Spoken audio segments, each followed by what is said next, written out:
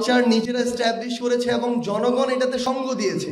একদম আলাদা করে ফেলা যাবে না সবাই সাধু, ন, জনগণ ওই কালচারটাকে সঙ্গ দিয়েছে। আজকে যে কোনো একটা আসনে আমরা দেখেছি আওয়ামী লীগের সময়ে তাদের একজন সংসদ সদস্য নির্বাচিত হতে শত কোটি টাকা খরচ করেছে। তো এই শত কোটি টাকা একজন এমপির পক্ষ থেকে বৈধভাবে আজীবনও উপার্জন করা সম্ভব নয়। আর আমরা আমাদের জায়গা থেকে দেখেছি জনগণও তাদেরকে অর্থের বিনিময়ে বিভিন্নভাবে প্রভাবিত করে ভোটকে প্রভাবিত করা হয়েছে নির্বাচনগুলোতে। সো জনগণও ভোটের সময়ও অর্থের দ্বারা প্রভাবিত হয়েছে। তাহলে আলটিমেটলি এখানে যে বিষয়টা দাঁড়িয়েছে, এই অর্থ দ্বারা জনগণকে প্রভাবিত করা যায়। রাজনীতিবিদদের অর্থ প্রয়োজন, এস্টাবলিশমেন্টের সাথে ফাইট করার জন্য অর্থ প্রয়োজন, এবং এই অর্থের জন্য তারা আবার বিজনেসম্যানদের সাথে বিভিন্ন অনৈতিক ইলিগাল নেগোসিয়েশনের মধ্যে হাত মিলিয়েছে।